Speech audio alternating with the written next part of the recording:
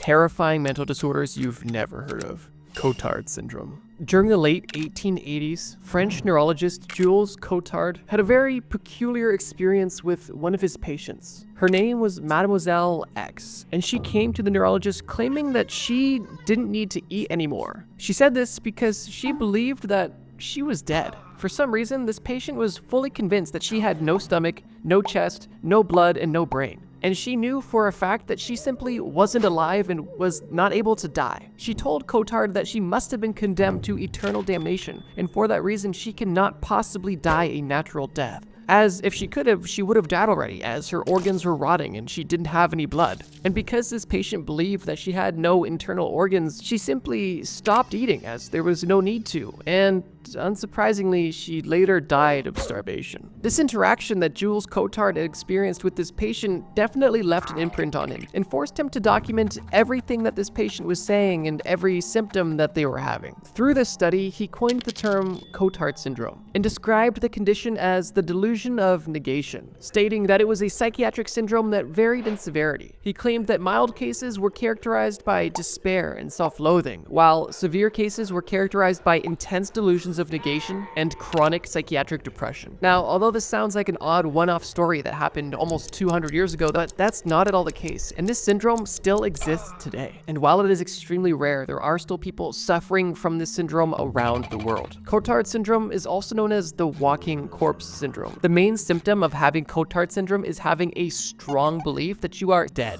Many people with this condition simply believe that their internal organs are rotting, or that those organs are missing altogether and they are just existing but not alive. A statistical analysis of people suffering from this study showed that 55% of patients with Cotard syndrome believed that they were immortal due to this condition, while the other 45% denied their own existence, claiming that they did not exist, which is definitely a hard sell when you're the one explaining you don't exist. Cotard syndrome is relatively simple to understand, but I'm sure for its patients it's an extremely terrifying experience. Just imagine being fully convinced that you're either missing organs or having organs that are rotting away, or just simply believing that you are somehow dead. It's almost mind-bending trying to even comprehend the mindset in the first place. So I couldn't even imagine how confusing it is to be experiencing that as a reality. Most of the people experiencing these delusions typically end up neglecting their personal care, refusing to eat, clean themselves, sleep, use the washroom, and also may experience self-harming behaviors, all because that they believe there is no reason to maintain a body that they literally consider to be lifeless. To this day, very little is known about this syndrome, but it is still associated with severe depression, schizophrenia, and other neurological issues such as brain lesions. Cotard syndrome is a very peculiar mental condition, but for this list, it's only the tip of the iceberg, and we're just getting into some of the most terrifying and rare mental conditions. Koro. I want you to be honest. Have you ever looked down and thought, dang, my little bro must be shrinking. It was never this small. Well, in that case, you might be suffering from Koro. Honestly, I don't even know where to begin with it. It's also known as genital retraction syndrome or shrinking penis disease, both of which definitely give an odd foundation, and both of which are actually not even fully accurate. And while Koro is a syndrome that does occur worldwide, it is considered a cultural bound delusion, essentially meaning that the symptoms of this delusion are only recognized in specific societies and cultures. Patients suffering with Koro experience overwhelming and intense beliefs that their sexual organs are retracting, and while this literally isn't happening, these people suffering from this disease will go to extreme lengths to prevent this shrinkage from happening. Most people suffering from this condition typically begin by reporting anxiety attacks due to their perceived lack of genitalia, and this perceived shrinkage will be a huge cause of stress for the individual suffering from Koro. And if you're a woman, don't think you're safe from Koro, because there are women who experience Koro, but obviously they aren't experiencing their penis shrinking. They believe that their nipples are retracting and that their breasts are also retracting into their bodies, slowly shrinking. There are cases in which patients experiencing Koro symptoms will have these symptoms for years, and at that point it will be considered chronic. And to doctors, that is an indication of a potential comorbidity with body dysmorphic disorder, also known as BIID. Interestingly, a lot of people experiencing Koro also experience an intense anxiety or fear of impending death, essentially meaning that these people believe that their genitals will shrink so small that they are literally going to die. And this specific belief has a strong cultural link to traditional Chinese beliefs. This sounds kind of silly and obviously odd, but the delusions that these patients are experiencing are nothing funny and truly terrifying. This delusion can cause extreme anxiety, panic, compulsive behaviors, and even habits such as genital stretching to prevent this perceived shrinkage or retraction. The cause for this delusion isn't fully clear, but it is believed to be primarily fueled by cultural beliefs and stress. Now, like I mentioned, if you are experiencing Koro, you aren't actually experiencing any sort of shrinkage of any of your body parts, but what's interesting is that there is a bit of a devious feedback loop that you are getting. Typically, when people are experiencing a Koro attack, they will experience vasoconstriction, which will actually cause their genitals to temporarily shrink a little bit. This actually affirms their delusion and causes a very vicious cycle until the delusion is so strong that it is simply a core belief. And while this vasoconstriction is only temporary, when you are believing such a odd delusion, you are not necessarily thinking logically about this. And even when presented with the fact, it is still hard to come to the conclusion that you are not shrinking. Depending on what culture you're a part of when you are experiencing this Koro, the treatments may differ. In traditional Chinese medicine, typically the remedy that is recommended is a herbal tincture that is applied to your genitals. While in some African cultures, people experiencing Koro will be prescribed a weight to attach to their genitals to help stretch it, to of course maintain its size. Neither of these remedies sound particularly pleasant, and this entire affliction, while silly seeming, is definitely rare. It is a bit unfortunate that your body is almost unwillingly feeding into your delusion by shrinking your junk during these times of panic, unintentionally feeding your delusion more and more. However, typically instances of Koro are not lifelong. Although we may be able to get a chuckle out of it, it's definitely something I would never want to experience. So yeah, Koro literally has men believing that their penis is shrinking and it's gonna get so small that they are literally going to die. And it's still only the second entry on this list. Let's keep going. Body integrity identity disorder. Body integrity identity disorder, also known as BIID, is a condition that I felt made a lot of sense to put here because it kind of relates to the last one, although it's not fully the same. People who are experiencing Koro disorder believe that one of their appendages is shrinking and they are trying to maintain it, whereas people with BIID experience essentially a disassociation from one of their limbs. What this means is that people experiencing this condition essentially don't want either part or one or multiple of their limbs because to them it just doesn't feel like it's theirs. To try to understand how these people are feeling, people with BIID have described it as imagining that you are growing a new limb. That would feel unnatural and you obviously wouldn't want that there. That's how people with BIID feel about their natural born limbs. And people experiencing this condition typically go to extreme lengths to essentially feel normal, typically by seeking amputation for the perfectly healthy limb. Some patients with severe cases of this disorder even wish and desire to become paraplegic. This condition is extremely rare and also uncommonly studied, meaning that there is not much known about it, besides the fact that it blurs the lines between psychiatry and neurology. And for most people suffering from BIID, treatment specifically focuses on understanding the underlying cause for this deep desire. And like I mentioned, for some, does result in amputation. Imagine how you would feel if you felt like there was a part of your body that simply was alien to you, and with nobody to relate to or to be able to give you any sort of answers, it must be a lonely and heartbreaking experience. One thing that came to mind when researching this specific disorder was that one episode of Dr. Phil when that lady poured, I believe it was like drain cleaner in her eyes to make herself permanently blind because she just wanted to be blind. I'm not sure if she was suffering specifically from BIID, but it definitely seems like she was suffering similar symptoms and obviously didn't feel like she was supposed to have the ability to see. But speaking of these limbs feeling alien, let's discuss the next mental disorder. Alien hand syndrome. Alien hand syndrome varies pretty drastically from BIID in one major way. People experiencing alien hand syndrome don't feel like their hand isn't supposed to be part of their body. Their hand simply doesn't act in accordance to their will, almost as if their hand was a sentient being or acting on its own will or potentially an alien limb to your body. Patients experiencing alien hand syndrome typically experience symptoms in their left hand, and what this hand does typically varies depending on the severity of the situation. In 1908, when alien hand syndrome was first discovered, a 57-year-old woman was actually attacked by her alien hand, with this hand consistently smacking and trying to choke the woman, and she had to fight for her life to prevent her rogue limb from killing her. And while this example is extreme and obviously terrifying, It's not the norm, although it isn't uncommon for this rogue limb to do things that you likely wouldn't want them to. Like undressing yourself in public, or simply spilling food or drink, or simply dropping things for no apparent reason. Interestingly, while the first case was reported in 1908, the number of cases actually increased in the 1940s onward when a specific surgery for epilepsy began to become more popular. The specific epilepsy surgery that was correlated with alien hand syndrome was a surgery that essentially disconnected both sides of the brain, cutting the corpus callosum down the center of the brain. The corpus callosum is essentially a bridge of nerves that connects the left brain to the right brain. And disconnecting them, although effective for epilepsy, had consequences. And while that specific epilepsy treatment isn't the only cause for alien hand syndrome, it was definitely one of the most prominent initially. However, with more recent research, it has been discovered that people with medial frontal cortex or parietal lobe damage can also suffer from an alien hand. Although, depending on the area of your brain that was damaged, you will get a different type of alien hand syndrome, which is interesting and also pretty scary. Which I suppose makes sense, but definitely doesn't make it any less scary. People who had their medial frontal cortex damaged typically experience their alien hand being mischievous, with the most common symptoms being impulsive groping and the reluctance to let go of anything. With damage to your corpus callosum, typically you experience your hands literally fighting each other, which I can only imagine is a very unpleasant and scary experience. Now, somewhat differently, people with damage to their parietal lobe experience this condition a bit differently, as they not only don't have control over this arm and have it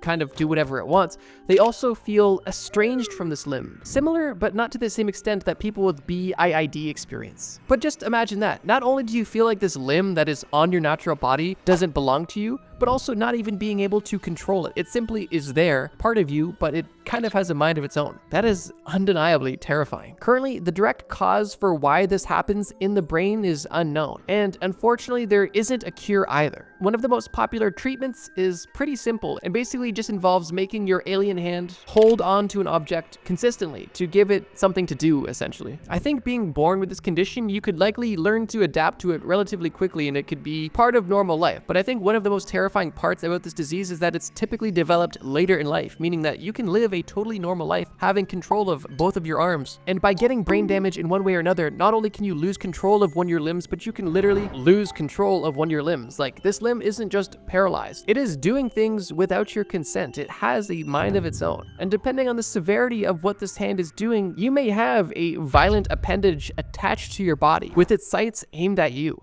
Alice in Wonderland syndrome. Alice in Wonderland syndrome is a neurological disorder that distorts your perception. Typically, this distortion is experienced visually, and these visual distortions are perceived by objects either appearing larger than they are, or smaller than they are, or closer than they are, or potentially even farther than they are. And as you may be able to assume, this is extremely debilitating. These are only a few of the over 60 symptoms associated with Alice in Wonderland syndrome. The Alice in Wonderland books and movies are interesting and fun and whimsical, but when that sort of psychedelic experience is your consistent reality, it becomes a lot less appealing. And for patients suffering with this condition, they can experience not only visual, but also auditory, touch, and time perception issues. It's important to note that these aren't necessarily hallucinations. They're simply a misinterpretation of real things that are happening for a reason that is not fully understood. All that is known about Alice in Wonderland syndrome is that it's currently associated with migraines, head trauma, and EBV, Epstein-Barr virus. In most cases, patients don't experience symptoms consistently, but rather in series of attacks where suddenly almost everything in their reality changes. Just imagine you're sitting on the couch watching TV when all of a sudden the TV that you're looking at becomes 5 times bigger and the room that you're in becomes 10 times smaller, and all of a sudden all you hear is ringing and people talking, and it feels like time's moving really slow and then really fast, and everything's consistently changing and you have almost no ground, no basis of reality, and you can't trust what you're seeing, hearing, smelling, or touching, and all you can simply do is wait it out. But this wait itself can seem endless with the perception of time being so distorted. However, as disorienting and terrifying as this experience may sound, this disease is pretty understudied and currently isn't considered a neurological disorder or a psychiatric illness, and is kind of just in this medical gray area. And currently there isn't even a known number of how many people are experiencing this mental condition to begin with. A reason for why it's low priority to be researched is because it's not considered to be dangerous, which I suppose is a nice benefit. However, 15% of people that do experience this condition have their attack almost instantly followed up with a migraine, which definitely adds insult to injury. And in that case, there is at least pain associated with this disorienting experience. This condition has been seen in both adults and children, but is most commonly seen in children. And while its cause is unknown, during studies of people who have been actively having these attacks, there is abnormal amounts of electrical activity taking place inside the patient's brain, resulting in an abnormal amount of blood flow to certain parts of the brain that process visual perception and texture. Regardless, even with the lack of classification and little known information about this disease, to me, the experience of Alice in Wonderland syndrome does sound terrifying and extremely unfortunate for those who suffer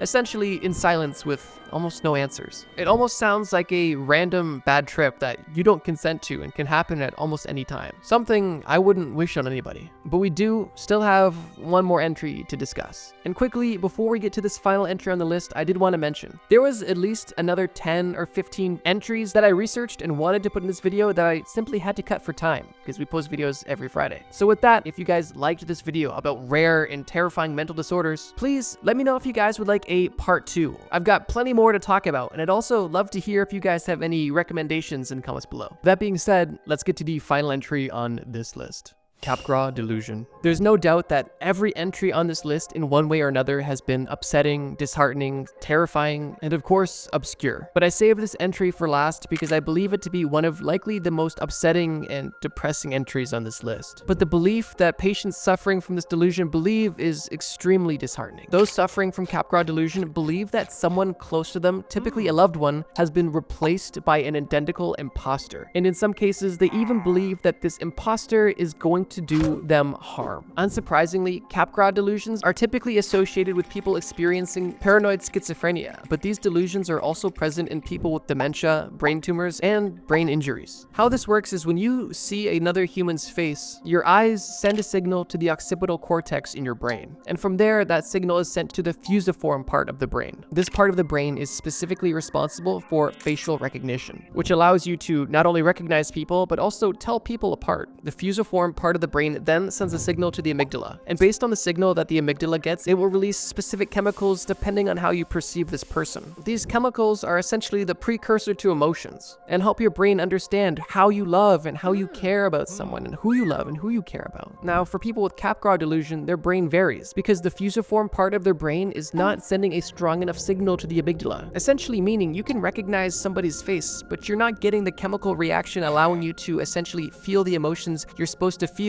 when seeing and thinking about that person. That lack of chemical release makes this person seem foreign or alien or like something is missing, which is where the delusion comes into play, that this person must not be the real person that I know and love. This must be an imposter. This must be a clone. This must be a fake.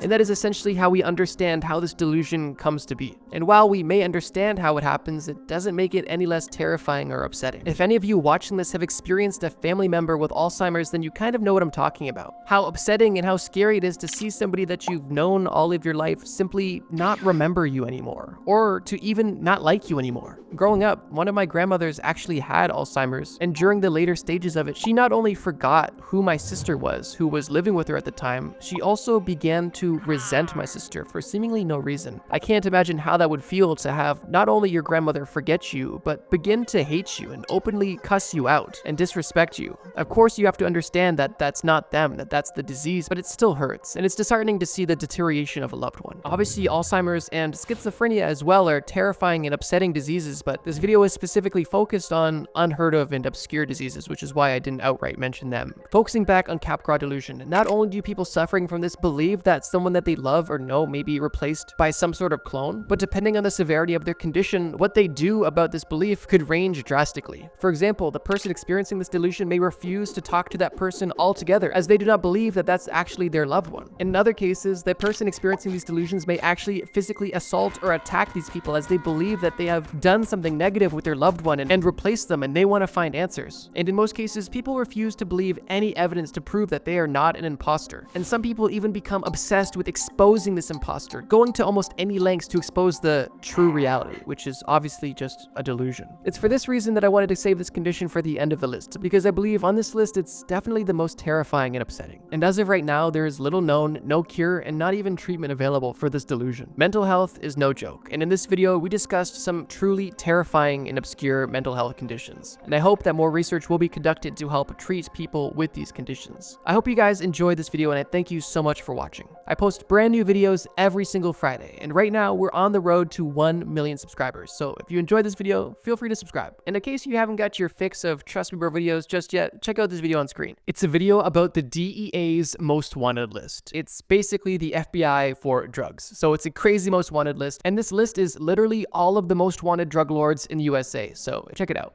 Thank you guys so much for watching. And as always, trust me, bro.